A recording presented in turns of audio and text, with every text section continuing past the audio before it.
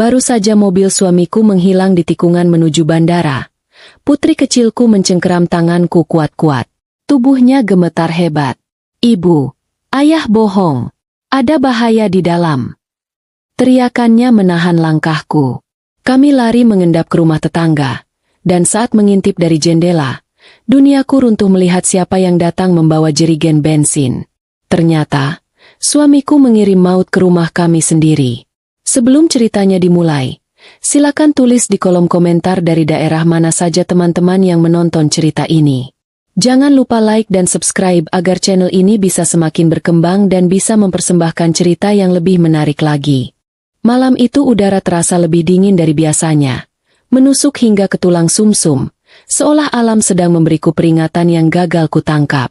Mobil Pajero hitam milik suamiku, Mas Raka, baru saja menghilang di tikungan jalan komplek perumahan kami yang elit namun sepi. Lampu merah belakang mobilnya adalah hal terakhir yang kulihat sebelum gerbang otomatis rumah mulai bergeser menutup perlahan. Aku menghela napas panjang, merasakan kelegaan sekaligus kehampaan. Mas Raka bilang dia harus pergi keluar kota untuk urusan bisnis mendadak selama 3 hari. Proyek besar, katanya. Proyek yang akan menyelamatkan kondisi keuangan kami yang belakangan ini ia keluhkan sedang seret. Aku, sebagai istri yang selama ini dididik untuk patuh dan tidak banyak bertanya, hanya mengangguk dan menyiapkan kopernya dengan rapi. Ayo masuk, sayang. Udara malam tidak bagus buat kamu. Ajakku lembut pada Kela, putri sematawayang kami yang baru berusia 6 tahun. Tangan mungilnya masih menggenggam ujung bajuku. Biasanya, Kela akan berlari masuk mendahuluiku, menyalakan televisi untuk menonton kartun kesukaannya sebelum tidur. Tapi malam ini ada yang aneh. Anak itu diam mematung di depan garasi. Wajahnya pucat pasi di bawah sorot lampu taman yang remang-remang. Matanya yang bulat menatap pintu rumah kami dengan ketakutan yang begitu murni, seolah ada monster yang sedang menunggu di balik pintu kayu jati yang kokoh itu. Kela? Panggilku lagi. Kali ini sedikit bingung. Aku mencoba meraih bahunya, namun sentuhanku justru membuatnya tersentak kaget. Tiba-tiba, Kela menjerit histeris. Suaranya melengking memecah kesunyian malam, membuat jantungku nyaris berhenti berdetak. Ia menarik tanganku sekuat tenaga, menyeretku menjauh dari pintu garasi yang sudah setengah terbuka. Ibu, jangan masuk. Jangan masuk ke sana, Bu. Teriaknya sambil menangis terseduh-seduh. Air matanya tumpah membasahi pipi gembilnya. Aku panik, berlutut untuk menyamakan tinggiku dengannya. Hei, ada apa, Nak? Kenapa teriak-teriak? Nanti tetangga bangun. Kela menggeleng kuat-kuat. Matanya nanar menatap rumah kami sendiri. Ayah bohong, Bu. Ayah bohong sama ibu. Di dalam ada bahaya. Kita nggak boleh tidur di dalam malam ini. Ayah jahat.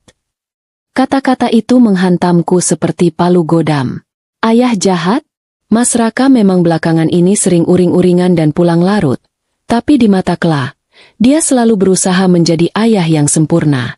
Mendengar Kela menyebut ayahnya jahat adalah sesuatu yang sangat tidak masuk akal bagiku saat itu. Namun, insting seorang ibu tidak pernah bisa dibohongi sepenuhnya. Ada getaran ketakutan yang nyata dalam suara Kela. Tubuh kecilnya yang gemetar bukan karena dingin, tapi karena teror. Aku menatap pintu rumahku yang gelap. Entah kenapa, bulu kuduku meremang. Rasanya seperti melihat mulut gua yang siap menelan kami bulat-bulat. Kita ke tempat Bu Lestari. Putusku cepat. Aku tidak tahu apa yang sebenarnya terjadi. Tapi aku memilih mempercayai ketakutan anakku daripada logika pikiranku sendiri yang mengatakan bahwa rumah itu aman.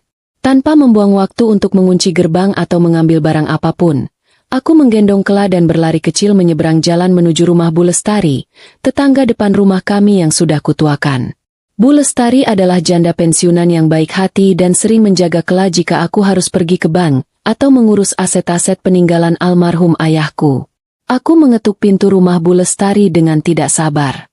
Untunglah, beliau belum tidur. Wajah tua yang teduh itu muncul di balik pintu. Kaget melihatku yang terengah-engah dengan Kela dalam gendongan. Loh, Nak Amara? Ada apa malam-malam begini? Kela kenapa menangis? Tanya Bu Lestari cemas. Bu, Tolong izinkan kami masuk dulu. Kela histeris. Dia takut masuk rumah. Jawabku dengan napas memburu. Bu Lestari segera menarik kami masuk dan mengunci pintu. Beliau membawaku ke ruang tengah dan memberikan segelas air hangat. Setelah Kela agak tenang dalam pelukanku, Bu Lestari mengajak kami ke lantai 2 rumahnya. Kamar tamu di lantai atas memiliki jendela besar yang menghadap langsung ke jalan dan ke arah rumahku di seberang sana. Istirahatlah di sini dulu, kata Bu Lestari lembut. Ibu buatkan teh manis ya. Sepeninggal Bu Lestari ke dapur, aku meletakkan Kela di tempat tidur. Namun, rasa penasaran dan gelisah memaksaku mendekati jendela. Aku menyibak gorden sedikit, mengintip ke arah rumahku yang kini gelap gulita. Apa yang kulihat detik berikutnya membuat darahku berhenti mengalir. Di depan rumahku, sebuah mobil van berwarna gelap berhenti perlahan. Mesinnya dimatikan, lampunya dipadamkan. Dari dalam mobil itu, keluar 3 orang pria bertubuh kekar. Salah satunya aku kenal samar-samar dari perawakan dan cara berjalannya yang selengean. Itu Damar, preman yang pernah datang ke rumah menagih uang keamanan lingkungan dengan cara memaksa beberapa bulan lalu. Tapi bukan itu yang membuatku menutup mulut menahan jeritan. Yang membuat lututku lemas adalah apa yang mereka bawa. Jerigen. 3 buah jerigen besar yang kutebak berisi bensin. Mereka melompati pagar rumahku dengan mudah. Gerakan mereka terlatih, cepat, dan senyap. Aku melihat mereka menyiramkan cairan dari jerigen itu ke area garasi, teras, dan pintu depan. Bau bensin memang tidak tercium sampai ke sini, tapi imajinasiku bisa menangkap aroma kematian yang menyengat itu. Ya Tuhan! Desisiku. Air mata mulai menggenang di pelupuk mata. Jika aku memaksakan diri masuk tadi, jika aku mengabaikan peringatan Kela, kami pasti sudah terlelap saat api itu mulai menyala. Kami akan terpanggang hidup-hidup. Di tengah ketegangan yang mencekam itu, ponselku di saku celana bergetar panjang. Sebuah pesan masuk. Tanganku yang gemetar meraih ponsel. Nama, suamiku sayang, tertera di layar. Jantungku berdegup kencang, berharap ini adalah pesan pembatalan, pesan penyesalan, atau apapun yang menunjukkan bahwa suamiku tidak terlibat.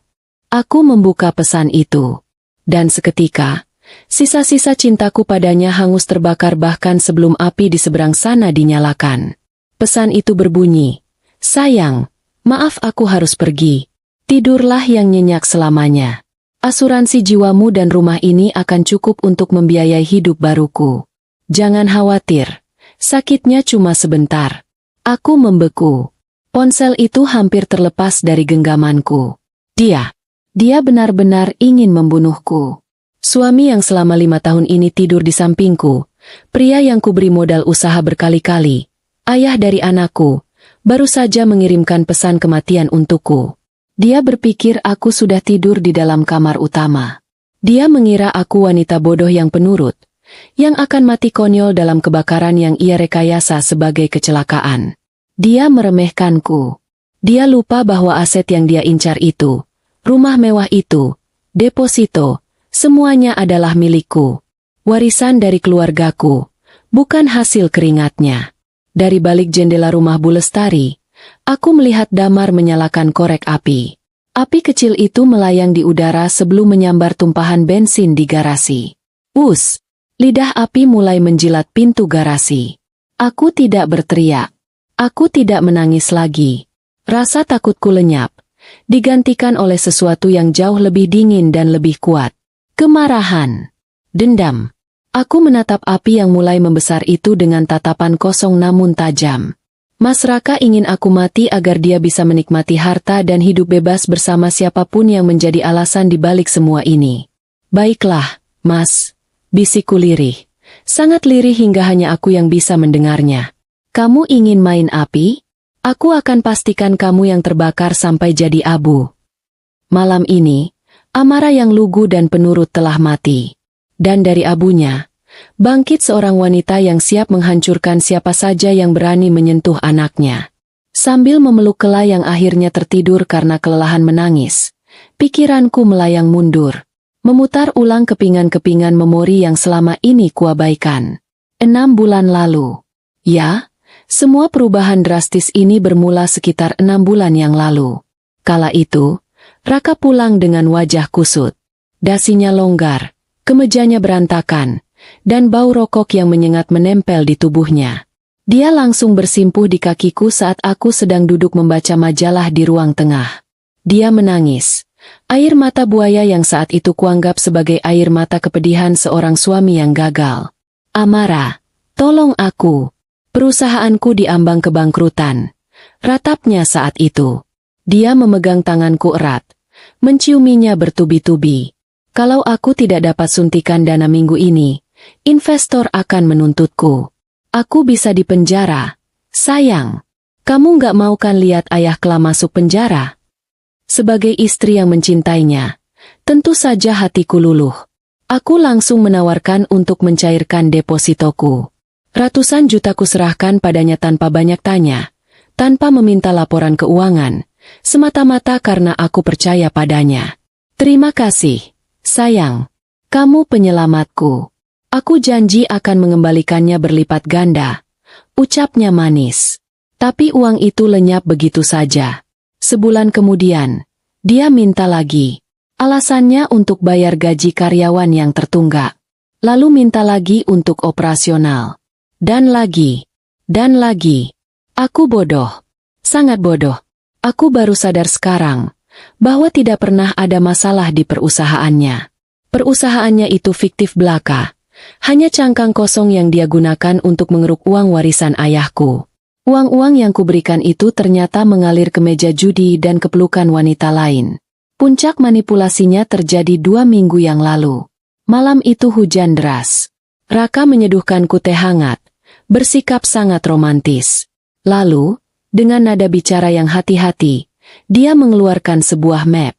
Sayang, aku punya ide bisnis gila yang akan membuat kita kaya raya 7 turunan.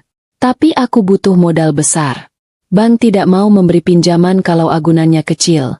Katanya memulai percakapan. Apa maksudmu, Mas? Tanyaku waktu itu. Sertifikat rumah ini. Rumah ini kan atas nama kamu.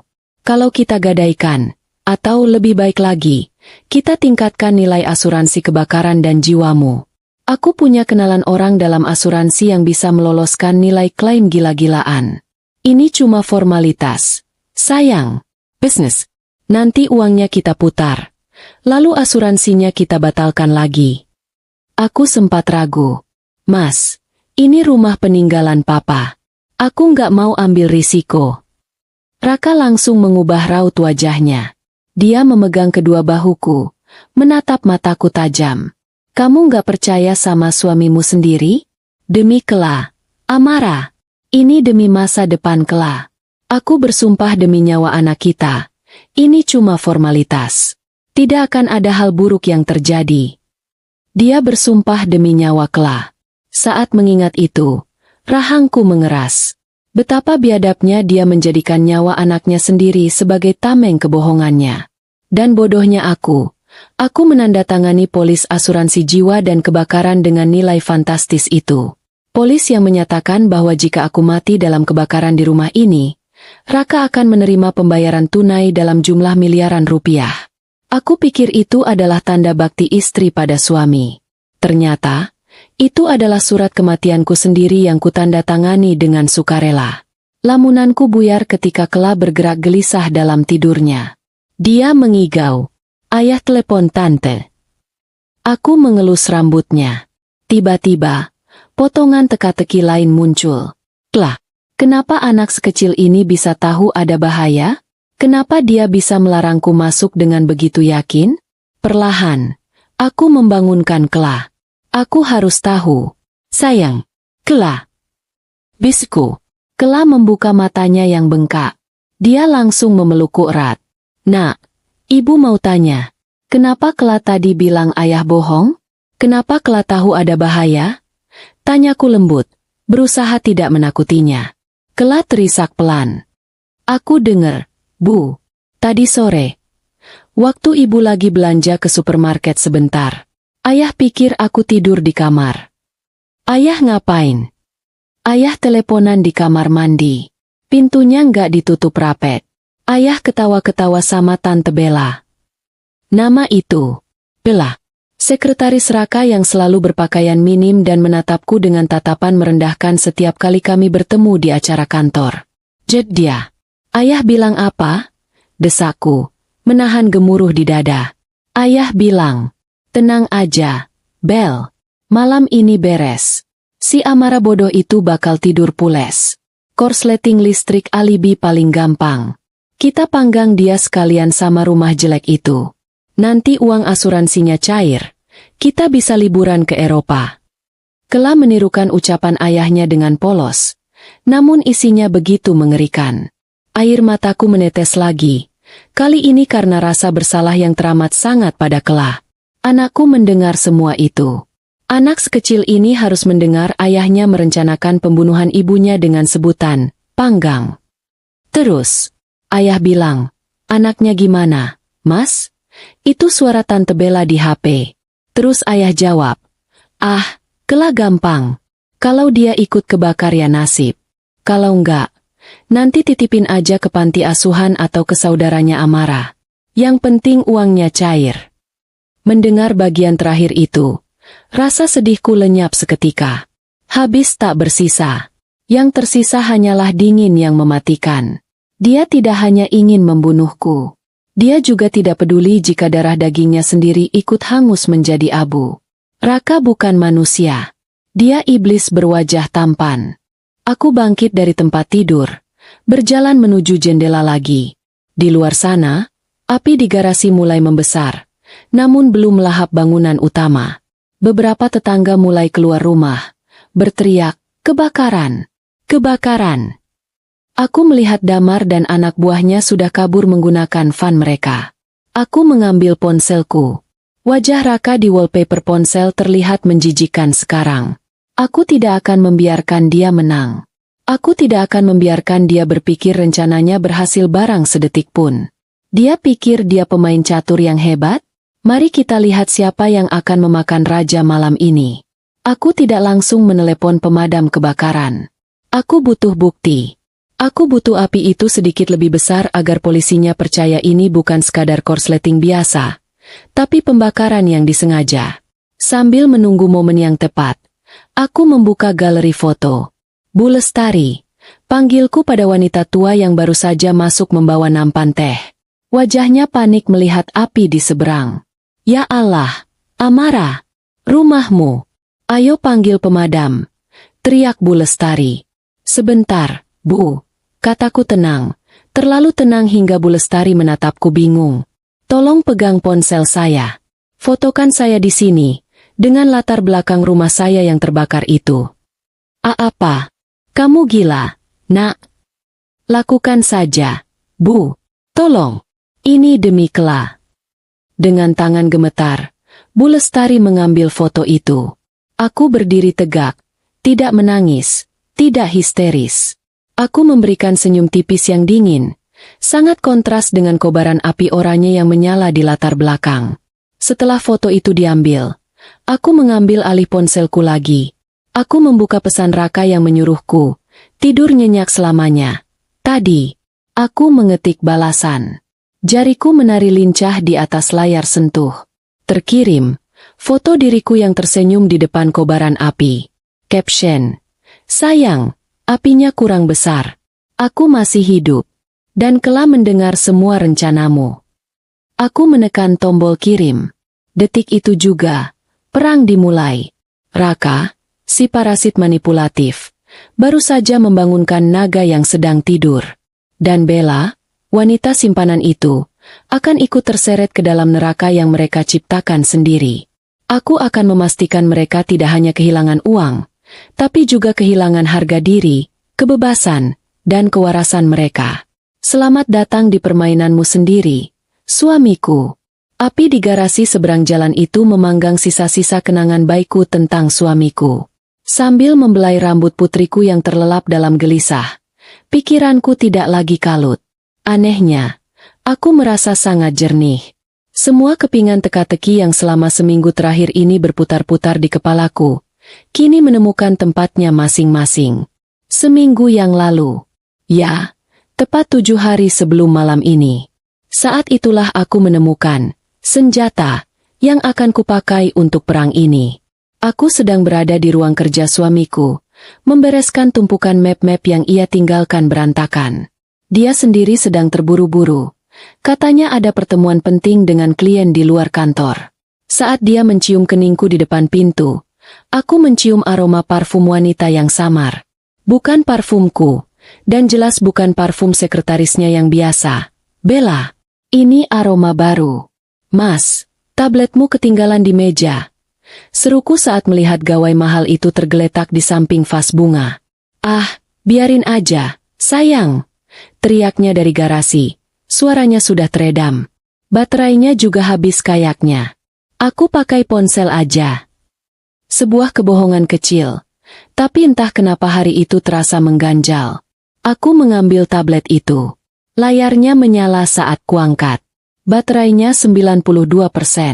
Seharusnya aku meletakkannya kembali. Seharusnya aku melanjutkan hidupku sebagai istri patuh yang tidak pernah mencampuri urusan suaminya. Tapi hari itu, jariku bergerak sendiri. Aku ingat Bella, sekretarisnya yang selalu menatapku sinis. Aku ingat berkurangnya saldo di rekening pribadiku yang katanya dipinjam suamiku untuk modal. Aku mencoba membuka kunci tablet itu. Polael, tanggal lahir Kela, tanggal pernikahan kami, dengan iseng, aku memasukkan tanggal lahirku sendiri, dan tablet itu terbuka. Rasa dingin menjalari punggungku. Menggunakan tanggal lahirku sebagai kata sandi untuk menyembunyikan rahasianya adalah sebuah penghinaan yang teramat dalam. Itu adalah simbol kesombongannya. Dia begitu yakin aku terlalu bodoh untuk curiga. Hal pertama yang kubuka adalah galeri fotonya. Kosong. Bersih. Terlalu bersih.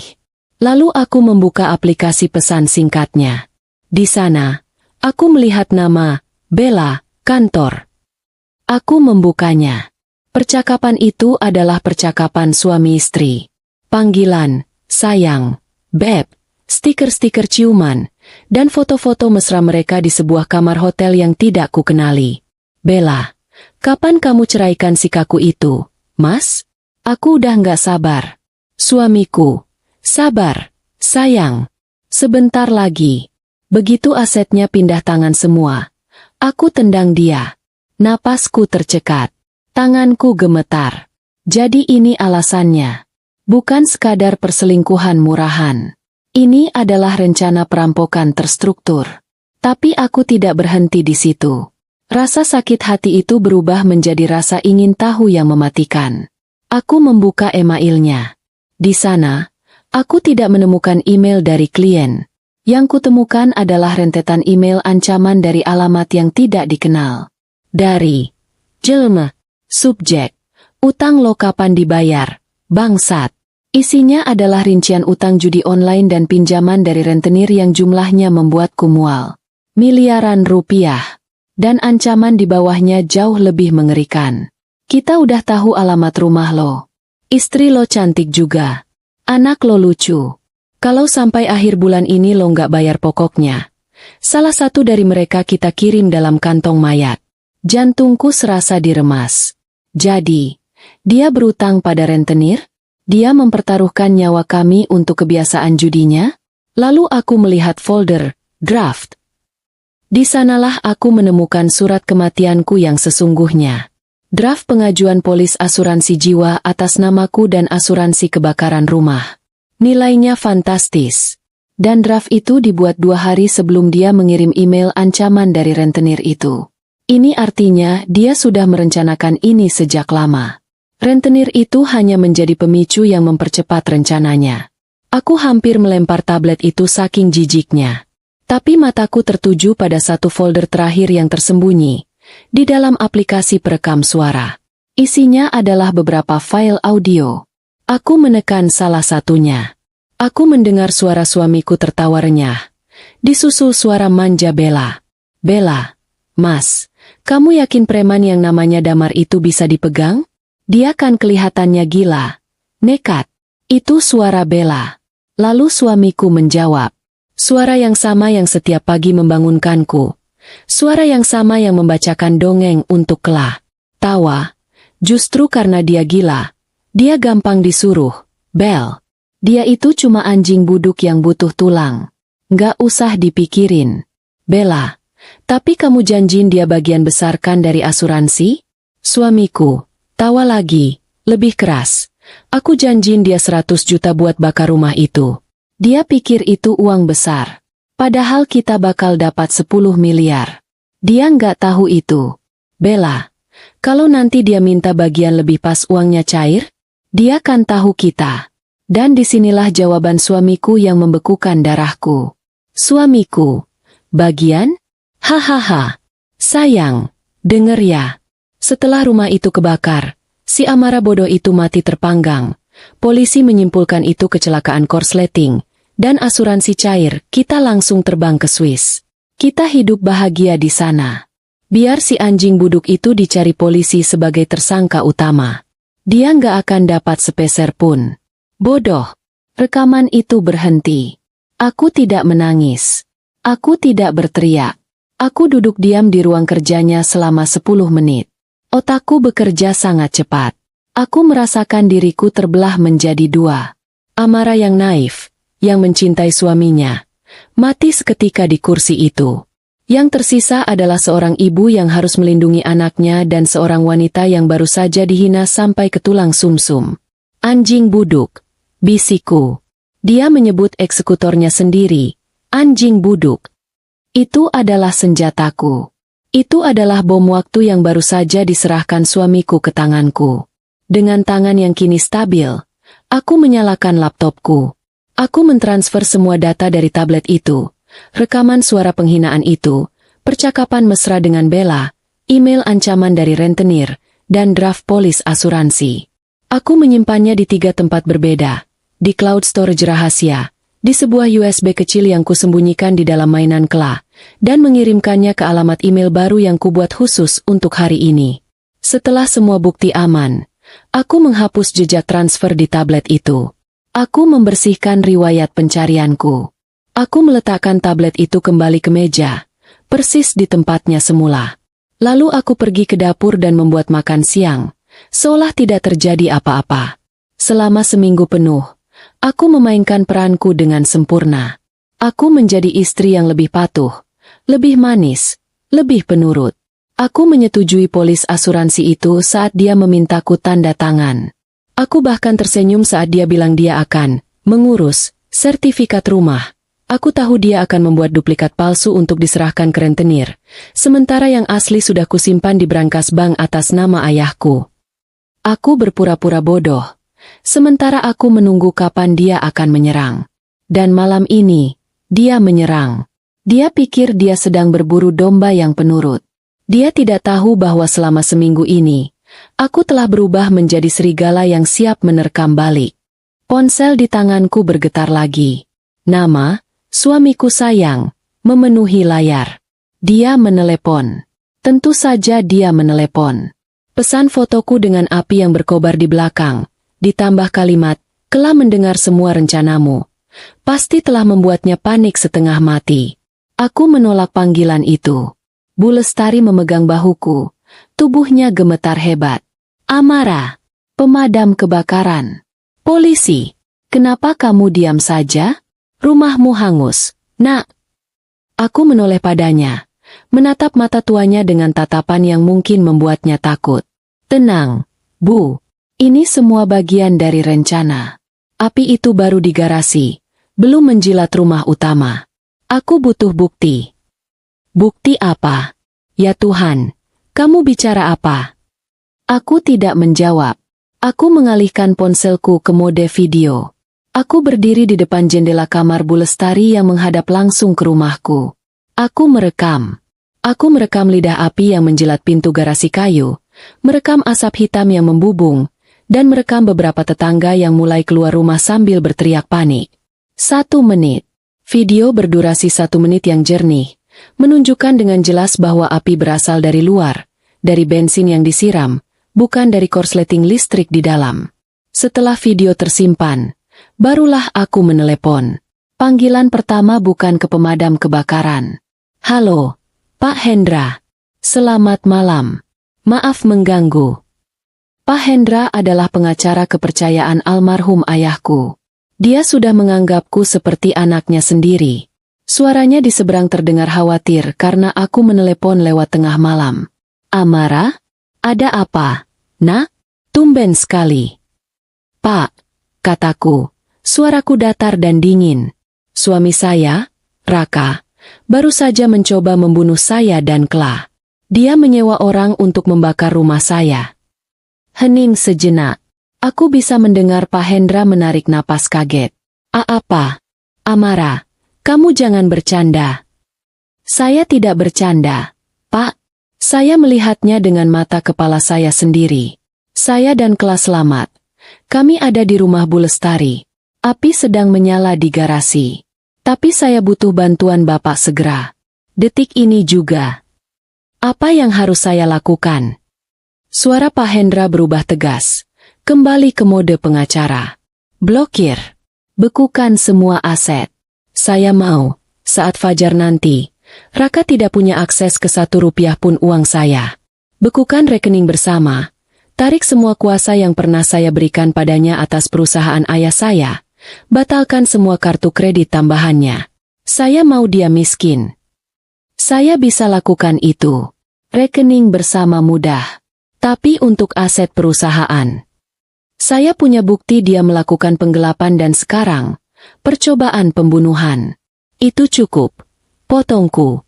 Dan satu lagi, Pak, sertifikat rumah yang saya titipkan ke Bapak minggu lalu untuk diamankan di brankas bank. Masih aman, kan? Tentu saja. Aman bersama saya. Kenapa? Bagus. Karena yang dia pegang sekarang, yang mungkin dia jaminkan ke rentenir, adalah fotokopi palsu yang saya buatkan khusus untuknya. Pastikan yang asli tidak bisa disentuh siapapun. Pak Hendra terdiam. Mungkin kaget dengan betapa terencananya aku. Baik. Amara. Saya akan urus semuanya malam ini juga. Kamu baik-baik saja. Saya akan baik-baik saja setelah ini semua selesai. Jawabku. Aku menutup telepon. Panggilan kedua adalah ke polisi. Aku menekan 110. Halo, selamat malam. Saya Amara. Saya ingin melaporkan percobaan pembunuhan dan pembakaran rumah di perumahan Cendana Indah, Blok A nomor 1. Operator di seberang terdengar sigap. Percobaan pembunuhan? Anda bisa jelaskan. Suami saya merencanakan ini. Dia menyuruh preman bernama Damar untuk membakar rumah saya malam ini. Saat dia berpura-pura sedang dinas keluar kota. Dia pikir saya dan anak saya ada di dalam. Saya punya bukti rekaman suara dan video kebakarannya. Aku memberikan rincian van gelap yang dipakai Damar dan anak buahnya. Aku sengaja menekankan kata, percobaan pembunuhan, berulang kali, agar mereka tidak menganggap ini kasus kebakaran biasa. Panggilan ketiga, akhirnya, ke pemadam kebakaran. Aku melaporkan dengan nada panik yang kubuat-buat. Ponselku bergetar lagi. Suamiku sayang. Panggilan tak terjawab ke-10.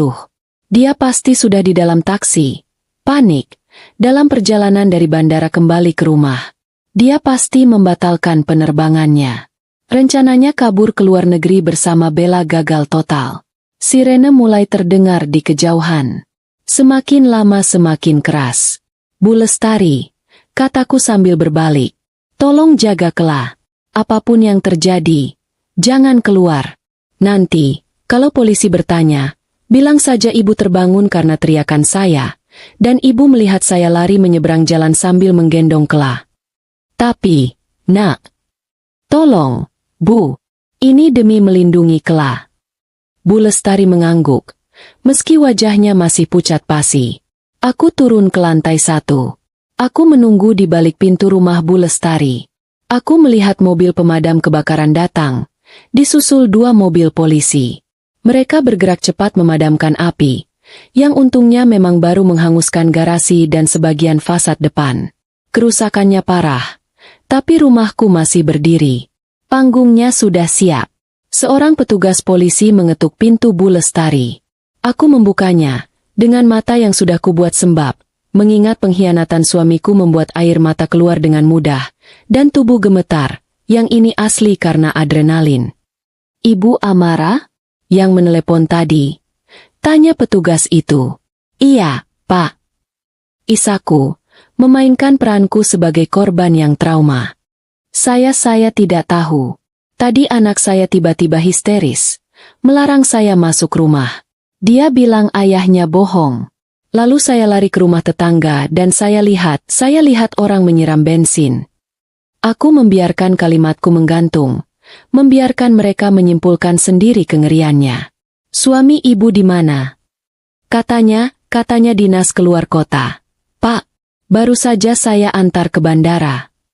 Polisi itu mengangguk-angguk, mencatat. Sementara polisi sibuk memasang garis polisi dan petugas damkar memastikan api padam total. Aku menatap rumahku yang hangus sebagian. Ini bukan akhir. Ini baru permulaan. Aku tahu suamiku sedang dalam perjalanan pulang. Dia tidak akan pulang untuk menyelamatkanku. Dia pulang untuk membungkamku. Dia pulang untuk memutar balik fakta, menuduhku gila, atau mungkin mencoba menyelesaikan apa yang sudah dia mulai malam ini. Dia pikir dia akan bertemu dengan istri yang menangis, ketakutan, dan mudah diintimidasi. Dia salah besar. Dia akan pulang ke panggung penghakimannya. Dan aku yang akan menjadi sutradara, hakim, sekaligus eksekutornya. Pak polisi, kataku lirih. Apa saya boleh masuk ke dalam sebentar? Setelah apinya padam?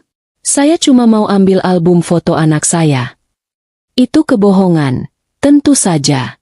Aku tidak butuh album foto.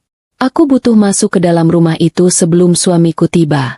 Aku harus menyiapkan kejutan, selamat datang untuknya di babak 5. Rumahku berbau neraka. Campuran antara asap, busa pemadam, dan pengkhianatan.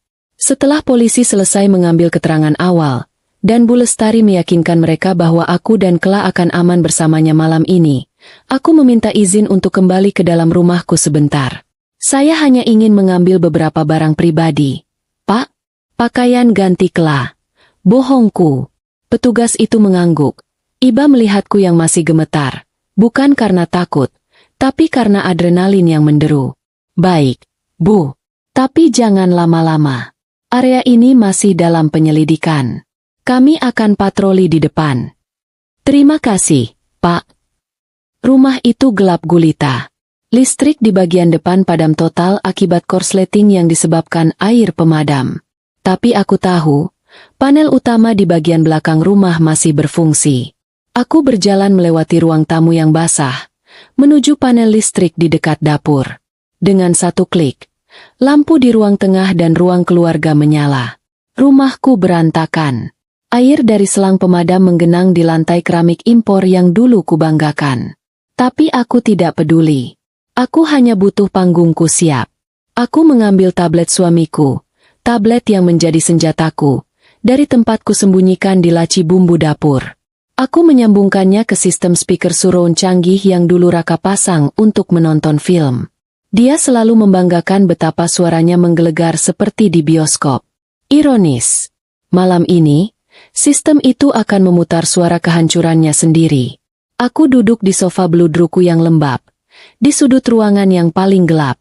Tablet itu ada di pangkuanku. Layarnya redup. Dan kemudian, aku menunggu. Aku tidak perlu menunggu lama. 45 menit kemudian, suara decitan rem taksi yang berhenti mendadak di depan rumah memecah keheningan malam. Disusul suara bantingan pintu mobil dan langkah kaki yang berlari tergesa-gesa di halaman. Pintu depan, yang sudah hangus dan sedikit terbuka paksa oleh petugas damkar, didorong kasar. Amara! Kela! Itu suaranya. Raka. Napasnya terengah-engah. Suaranya syarat kepanikan palsu. Dia pasti sudah membatalkan penerbangannya begitu menerima fotoku. Dia berlari masuk, mengharapkan skenario yang berbeda. Mungkin dia berharap menemukan aku menangis histeris, atau mungkin dia berharap aku sudah mati dan polisi percaya ceritanya. Dia tidak menyangka aku ada di sini.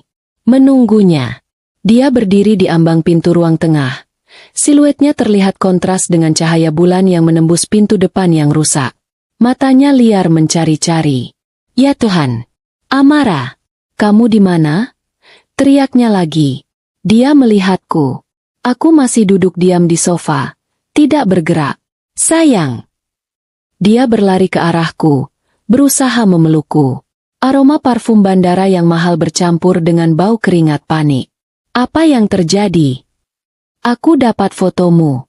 Kamu, rumah kita. Ya Tuhan, kamu baik-baik saja? Di mana Kela? Dia selamat, kan? Sandiwara yang luar biasa. Air matanya bahkan mulai menggenang. Aktor yang hebat. Aku tidak menjawab. Aku hanya menatapnya. Dingin. Dia merasakan keanehanku. Pelukannya yang pura-pura erat itu mengendur. Sayang, kenapa kamu diam saja? Kamu syok, ya? Ini pasti korsleting listrik. Aku sudah bilang instalasinya. Bukan, potongku. Suaraku terdengar serak. Asing bahkan di telingaku sendiri. Ini bukan korsleting, Mas. Dia membeku. Apa maksudmu? Polisi bilang ini pembakaran yang disengaja. Ada yang menyiram bensin di garasi. Wajah Raka memucat seketika. Apa? Siapa? Siapa yang berani? Pasti preman itu. Si Damar. Dia pasti mau memeras kita. Kurang ajar. Dia pintar. Dia langsung menyiapkan kambing hitam. Dia mencoba mengarahkan narasinya. Kamu kenal Damar? Tanyaku pelan, seolah ingin tahu. Tentu saja tidak. Jawabnya terlalu cepat. Maksudku, aku pernah dengar namanya dari satpam komplek. Katanya dia suka bikin onar. Ini pasti ulahnya. Dia pikir kita banyak uang. Aku tersenyum tipis dalam kegelapan. Inilah saatnya. Begitu, ya, desisku. Tapi, Mas sepertinya kamu salah. Salah apa? Bukan Damar yang salah. Tapi kamu. Kamu salah mengira aku bodoh. Sebelum dia sempat menjawab, jariku menekan tombol play di tablet. Seluruh rumah tiba-tiba dipenuhi oleh suara. Bukan musik. Bukan film, tapi suaranya sendiri. Justru karena dia gila, dia gampang disuruh. Bel, dia itu cuma anjing buduk yang butuh tulang. Nggak usah dipikirin. Suara Raka bergema dari 5 speaker yang tersebar di seluruh ruangan. Jelas, jernih, dan mematikan. Tubuh Raka menegang kaku.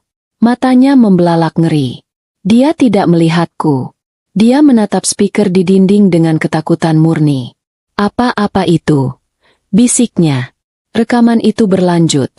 Suara tawanya sendiri yang menjijikkan memenuhi ruangan. Aku janjiin dia 100 juta buat bakar rumah itu. Dia pikir itu uang besar. Padahal kita bakal dapat 10 miliar. Dia nggak tahu itu. Matikan. Matikan. Raka berteriak. Tapi bukan padaku. Dia berteriak panik ke udara. Dia tidak takut padaku. Belum. Dia takut pada Damar. Dia pikir Damar ada di sini. Dia pikir Damar menjebaknya, memasang penyadap, dan kini bersembunyi di kegelapan untuk membunuhnya karena telah dihina. Biarlah si anjing buduk itu dicari polisi sebagai tersangka utama. Dia nggak akan dapat sepeser pun. Bodoh. Keluar kau, Damar. Raka menjerit histeris. Dia meraih patung keramik di meja samping, mengangkatnya seperti senjata. Matanya menyapu kegelapan, mencari sosok preman yang dia pikir akan menghabisinya. Aku bisa jelaskan. Ini salah paham. Aku akan bayar. Aku akan bayar. Dia terlihat sangat konyol. Pria yang tadinya gagah, yang merencanakan pembunuhanku dengan begitu dingin, kini gemetar ketakutan seperti tikus di sudut ruangan, memohon ampun pada hantu yang dia ciptakan sendiri. Rekaman itu selesai. Keheningan yang tercipta terasa 1000 kali lebih menakutkan daripada kebisingan tadi. Hanya terdengar suara napas Raka yang terengah-engah seperti orang asma. Saat itulah aku berdiri. Perlahan, aku melangkah keluar dari bayang-bayang. Cahaya bulan dari jendela menimpa wajahku. Di tanganku, tablet itu masih menyala. Layarnya memancarkan cahaya biru pucat ke wajahku yang tanpa ekspresi. Raka menoleh. Matanya mengikuti sumber cahaya itu. Ke tablet di tanganku. Warna di wajahnya menghilang. Dari pucat pasi menjadi abu-abu. Ketakutannya pada Damar lenyap. Digantikan oleh kengerian yang jauh lebih besar. Kengerian karena menyadari kebenaran. Dia tidak dijebak oleh Damar. Dia dijebak oleh istrinya sendiri. Mencari ini, Mas? Tanyaku. Suaraku terdengar tenang dan mematikan di tengah keheningan rumah yang separuh hangus. Aku mengangkat tablet itu sedikit. Dia mundur selangkah. Menabrak dinding. Patung keramik di tangannya terlepas. Jatuh ke karpet basah tanpa suara. Atau, lanjutku. Melangkah lebih dekat, mencari nyawaku. Aku berhenti tepat 1 meter di depannya. Aku bisa mencium bau ketakutannya. Kamu. Dia tergagap, lidahnya keluh. Dia menatapku seolah aku adalah hantu. Bagaimana? Kapan? Dia menatapku, istrinya. Wanita yang selama 5 tahun ini memasak untuknya, mencuci pakaiannya, melayaninya tanpa celah. Wanita yang dia anggap bodoh, penurut, dan lemah. Malam ini, dia akhirnya melihatku apa adanya. Bukan domba, tapi predator yang selama ini sabar menunggu. Mentalmu runtuh, Mas, ejekku. Kita bahkan belum mulai ke bagian yang seru. Ketakutan di mata Raka dengan cepat berganti menjadi kemarahan. Itu adalah mekanisme pertahanan terakhir bagi seorang pengecut yang terpojok. Dia berusaha mengendalikan dirinya, menegakkan tubuhnya yang tadi gemetar. Kamu gila, Amara. Bentaknya, suaranya serak. Kamu menjebakku. Kamu merekam pembicaraan pribadiku. Itu ilegal. Kamu bisa dituntut. Dia mencoba membalikkan keadaan. Dia mencoba melakukan apa yang selalu dia lakukan. Gaslighting. Dan api itu, lanjutnya, menunjuk ke arah garasi yang hangus. Aku tidak tahu apa-apa. Itu jelas ulah Damar. Dia yang melakukannya. Dia yang mengirimiku rekaman itu untuk memeras kita. Dia pasti menyanderamu. Kita. Aku tertawa. Suara tawaku terdengar kering dan pahit di ruangan yang lembab itu. Tidak ada kita lagi, Mas Raka. Sejak kapan? Sejak kamu mulai mentransfer uang perusahaan ayahku ke rekening selingkuhanmu. Aku menekan tombol di dinding. Lampu ruang tengah yang tadi mati, kini menyala benderang. Terang yang tiba-tiba itu membuatnya memicingkan mata. Kini dia bisa melihatku dengan jelas. Aku tidak menangis. Aku tidak histeris. Aku hanya menatapnya dengan jijik. Cahaya itu juga menerangi sebuah koper dokumen yang sudah kusiapkan di atas meja kopi. Koper yang kuambil dari brankas rahasia di ruang kerjaku saat aku pura-pura mengambil baju kelat tadi. Kamu bilang itu ulah preman. Aku berjalan santai ke arah meja. Aku membuka koper itu. Mari kita lihat. Aku mengambil tumpukan kertas pertama. Tua. Aku melemparkannya ke meja di depannya. Ini, kataku. Bukti transfer. Selama 6 bulan terakhir. Ratusan juta rupiah. Ke rekening atas nama Bella Anggraini. Dengan keterangan, bonus kinerja luar biasa. Kinerja apa yang luar biasa? Mas? Kinerja di atas ranjang hotel mana? Mata Raka terbelalak melihat tumpukan rekening koran itu. Itu pinjaman bisnis. Bella membantuku mencari investor. Investor? Atau membantumu merencanakan pembunuhanku? Tanyaku tajam. Kamu pikir aku tidak tahu apa-apa? Aku mengambil dokumen kedua. Dokumen yang paling penting. Tua, ini, kataku. Sertifikat rumah. Kamu ingat kamu memintanya padaku 2 minggu lalu? Untuk dijaminkan ke bank demi proyek besar? Dia menelan ludah. Wajahnya semakin pias. Yang kamu pegang, yang kamu jaminkan ke rentenir gila bernama Damar itu, adalah palsu, Mas. Fotokopi berwarna kualitas tinggi yang kubuatkan khusus untukmu. Aku mengangkat lembaran dokumen di tanganku. Ini yang asli. Sudah kuamankan di brankas bank atas nama ayahku sejak seminggu yang lalu. Sejak aku menemukan rekaman suaramu di tablet ini. Rahangnya jatuh. Dia akhirnya mengerti. Uang asuransi mungkin gagal dia dapatkan. Tapi dia masih berpikir dia punya sertifikat rumah untuk menenangkan Damar.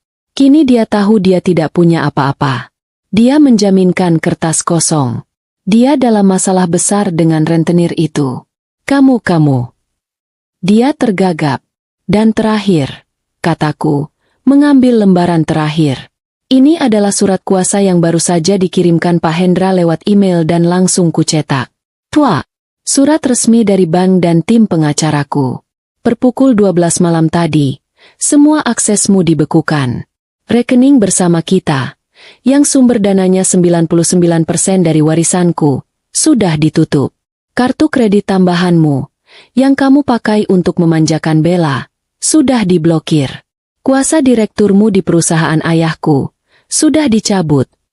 Aku mencondongkan tubuhku ke arahnya. Kamu tidak punya apa-apa lagi. Kamu miskin, Raka. Lebih miskin dari tikus. Dia menatap tumpukan dokumen itu dengan tatapan kosong. Dunianya runtuh dalam waktu kurang dari 5 menit. Saat itulah, tepat di puncak kehancurannya, suara gedoran keras terdengar di pintu depan. Bam! Bam! Bam! Mas! Mas Raka! Buka pintunya! Mas! Suara wanita yang melengking. Panik. Aku tersenyum. Ah! Tamu kehormatan kita sudah datang. Tepat waktu. Raka menatapku ngeri. Jangan. Aku berjalan melewatinya, menuju pintu depan yang rusak. Aku membukanya lebar-lebar. Di sana, berdiri Bella. Sekretarisnya. Selingkuhannya. Komplotan pembunuhnya. Dia masih memakai piyama sutra tipis yang dibalut mantel bulu. Wajahnya penuh riasan yang luntur karena panik. Dia pasti mencoba menarik uang di ATM tengah malam untuk kabur setelah mendengar kabar dari Raka, dan menemukan rekeningnya diblokir.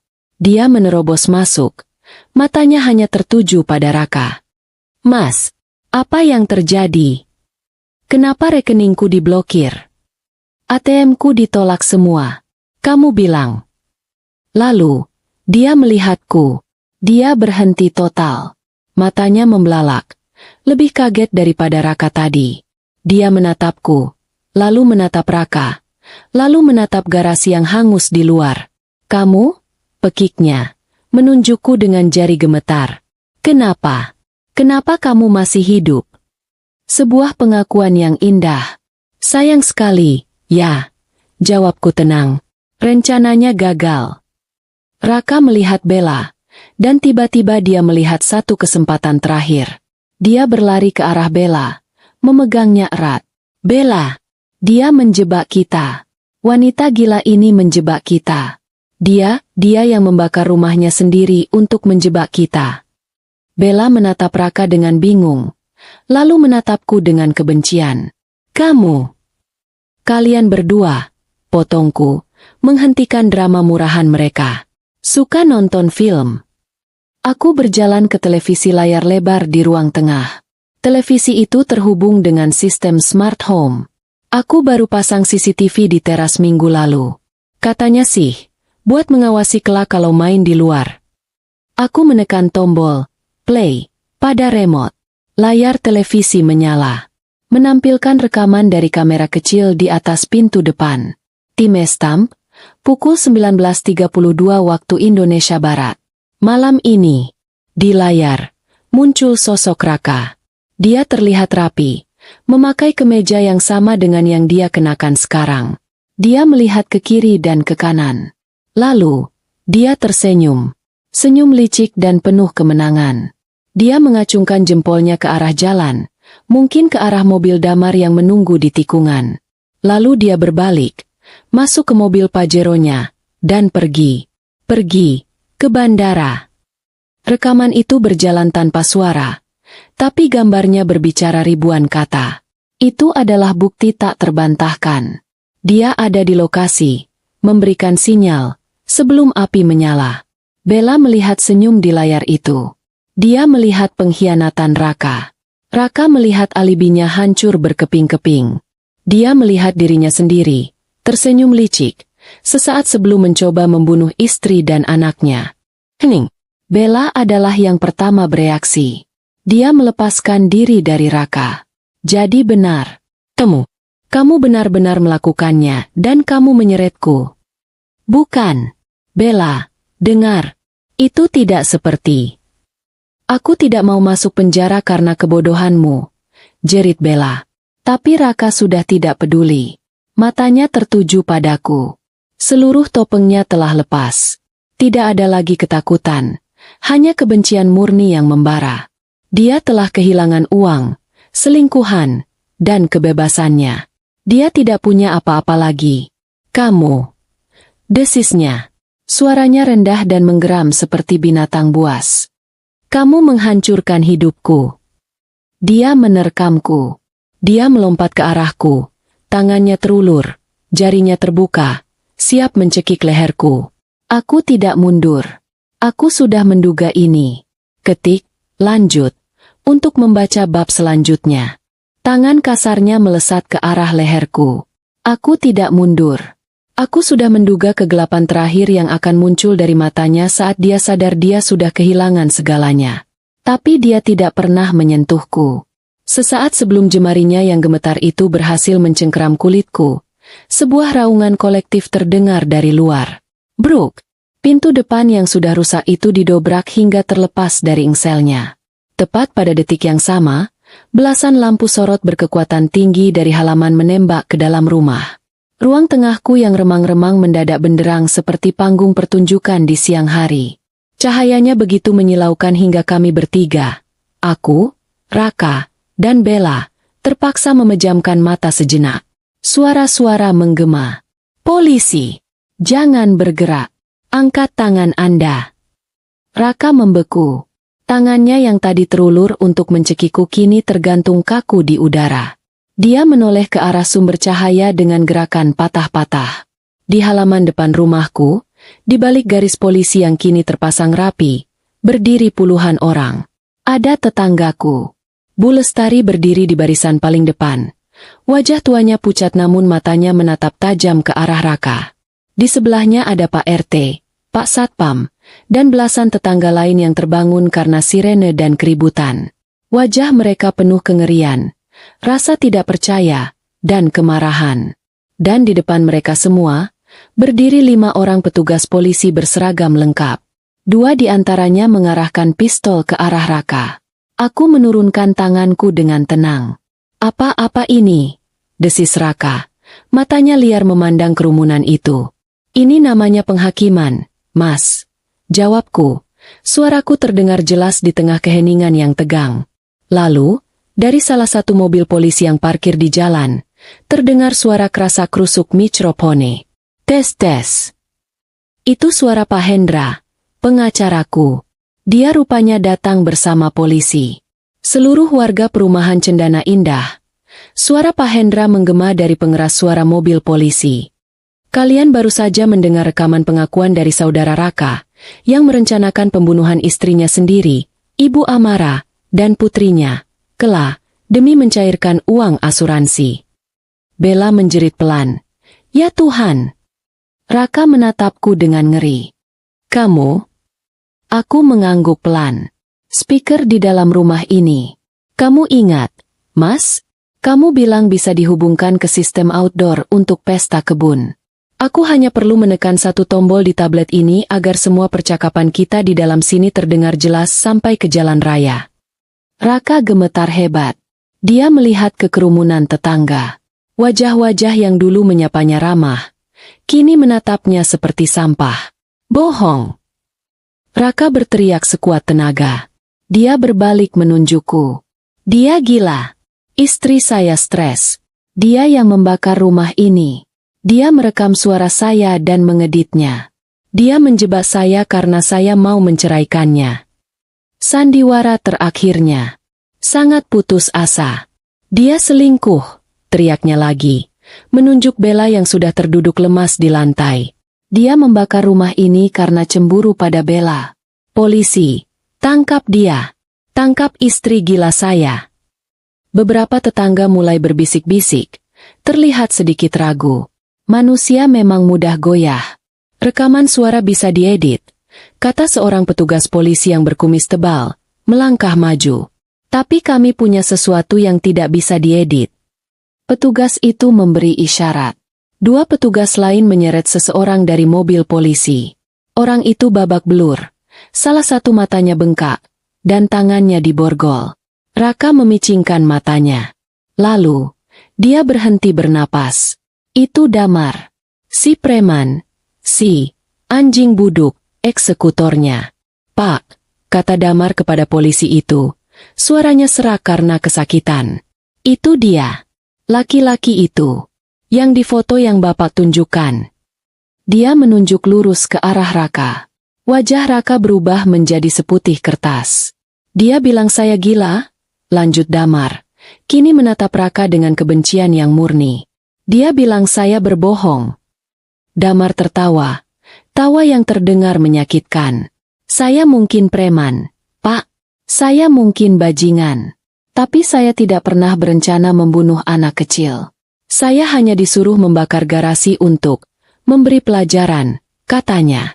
Saya tidak tahu kalau di dalam ada istri dan anaknya yang sedang tidur. Bohong. Aku tidak kenal dia.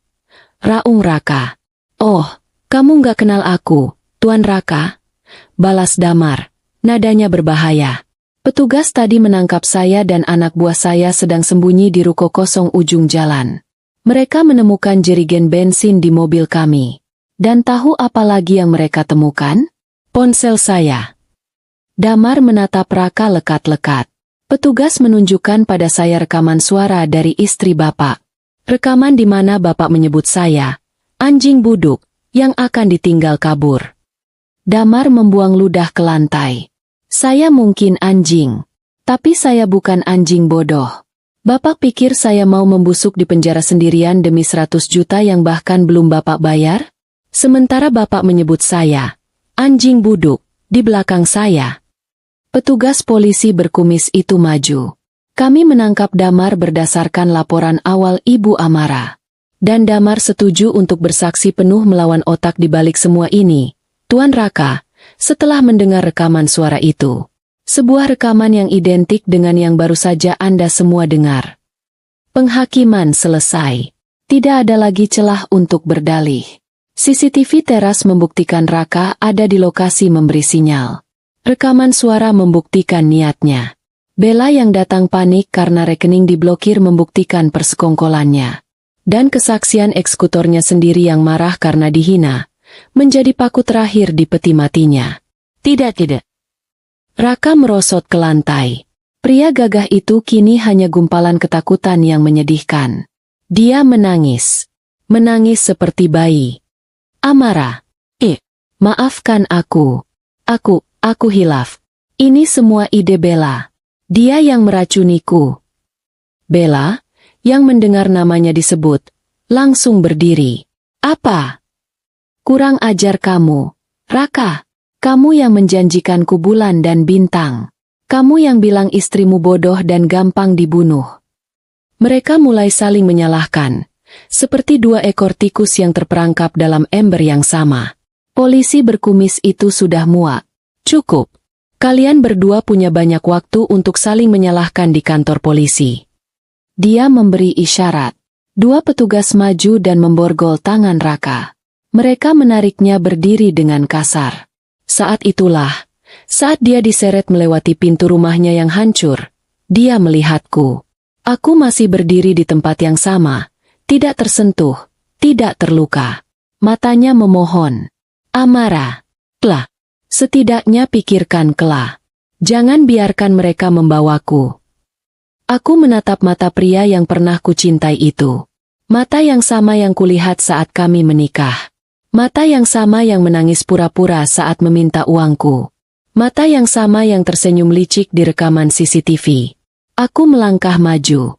Para tetangga menahan napas. Aku berhenti di depannya. Aku mencondongkan tubuhku dan berbisik di telinganya. cukup pelan agar hanya dia yang mendengar. "Kela baik-baik saja," bisikku. "Karena dia punya aku. Dan dia akan jauh lebih baik tanpa parasit sepertimu dalam hidupnya." Aku mundur. "Bawa dia!" teriak Raka. Suaranya berubah menjadi jeritan putus asa saat dia menyadari tidak ada lagi harapan. "Bawa wanita iblis ini juga. Dia iblis." Para tetangga menyorakinya. Pembunuh. Tidak tahu malu."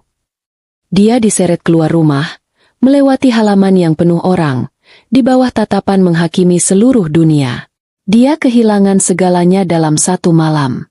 Istri, anak, harta, selingkuhan, dan kebebasannya. Aku berbalik dan menatap Bella, yang juga sudah diborgol oleh petugas lain. Dia menatapku dengan kebencian. Aku hanya tersenyum tipis. "Selamat menikmati hidup baru," kataku padanya. Malam itu, saat mobil polisi membawa mereka pergi, aku tidak merasakan apa-apa selain kelegaan. Asap di rumahku mungkin masih berbau, tapi udara malam itu tiba-tiba terasa sangat bersih dan segar. 6 bulan berlalu. Waktu berjalan seperti penyembuh yang lambat namun pasti. Kehidupan baruku dimulai dari puing-puing malam itu. Rumah di perumahan Cendana Indahku gusur habis. Aku tidak mau ada satupun dinding yang tersisa yang menyimpan kenangan buruk. Di atas tanah yang sama, aku membangun sebuah rumah baru. Bukan rumah mewah yang megah dan dingin seperti dulu, tapi rumah taman yang lebih kecil, lebih hangat, dengan jendela-jendela besar yang membiarkan cahaya matahari masuk. Rumah itu kini penuh tawa kela. Sidang Raka dan Bella menjadi berita utama lokal selama berminggu-minggu. Pembunuhan berencana istri demi asuransi. Judul-judul itu terpampang di mana-mana. Raka mencoba segalanya. Dia menyewa pengacara mahal, dengan sisa uang yang dia sembunyikan, yang dengan cepat dilacak oleh tim Pak Hendra. Dia mencoba mengaku gila. Dia mencoba menyalahkan Bella.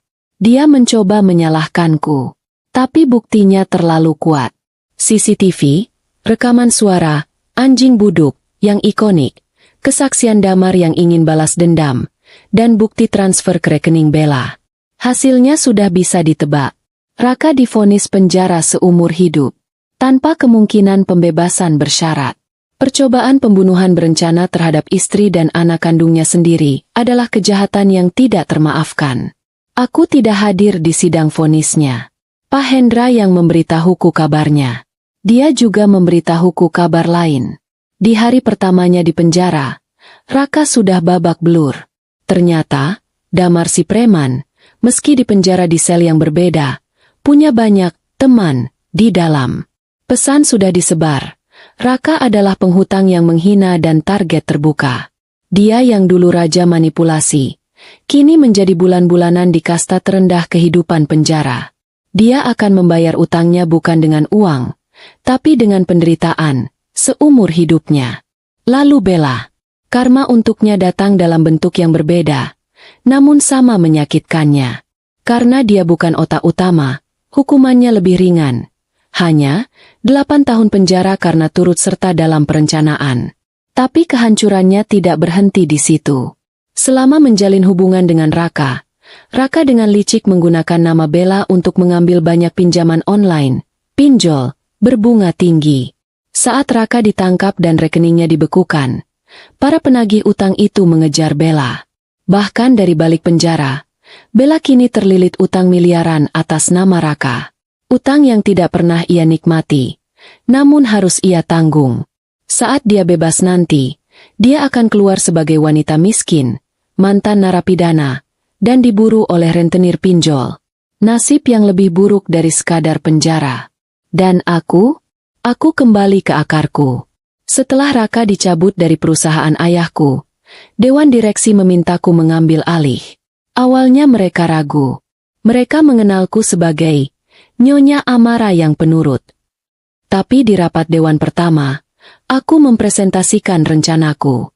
Bukan dengan suara lembut, tapi dengan data yang tajam, strategi yang lugas, dan tatapan mata yang tidak lagi mentolerir kebodohan. Mereka melihat Amara yang baru. Amara yang ditempa api pengkhianatan. 6 bulan kemudian, perusahaan di bawah kepemimpinanku mencatatkan laba tertinggi dalam 3 tahun terakhir. Aku tegas, aku adil, tapi aku tidak lagi naif. Aku memecat karyawan parasit dan memberi penghargaan pada yang jujur. Aku menjadi pemimpin yang dihormati, bukan hanya istri yang dipajang. Sore itu, di beranda rumah baru kami, aku duduk di kursi rotan yang nyaman. Aroma bunga melati dari taman memenuhi udara. Kela, yang kini rambutnya sudah lebih panjang, sedang asyik menggambar di buku gambarnya. Dia sudah lama tidak mengigau atau menangis di malam hari. Terapisnya bilang, Kela adalah anak yang kuat. Tentu saja, dia anakku. Ibu, panggilnya tiba-tiba, tanpa mengangkat wajah dari buku gambarnya. Iya, sayang. Jawabku sambil menyesap teh melati hangatku. Kalau nanti Kela sudah besar, Kela mau jadi seperti ibu, katanya. Jantungku menghangat. Jadi apa? Jadi pemimpin perusahaan. Dia menggeleng. Dia mengangkat gambarnya. Itu adalah gambar 2 orang wanita, satu besar dan satu kecil, berdiri di depan rumah yang indah. Mereka berdua tersenyum lebar. Jadi kuat, dan jadi bahagia. Katanya polos. Aku tidak bisa menahan air mataku. Kali ini, air mata kebahagiaan. Aku menariknya ke dalam pelukanku, mencium puncak kepalanya yang wangi sampo stroberi. Kami duduk diam berpelukan, menikmati matahari sore yang keemasan. Aku teringat pesan terakhir Raka di malam itu. Tidurlah yang nyenyak selamanya. Aku memang tidur nyenyak sekarang. Jauh lebih nyenyak daripada yang pernah aku alami selama bersamanya. Aku akhirnya sadar. Suamiku, Raka, dia bukanlah cinta sejatiku. Dia bahkan bukan kesalahanku. Dia hanyalah sampah, parasit. Dan hal terbaik yang pernah kulakukan dalam hidupku adalah membuang sampah itu pada tempatnya. Sebelum dia meracuni seluruh rumahku. Aku memeluk Kela lebih erat. Hidup kami baru saja dimulai. Tamat.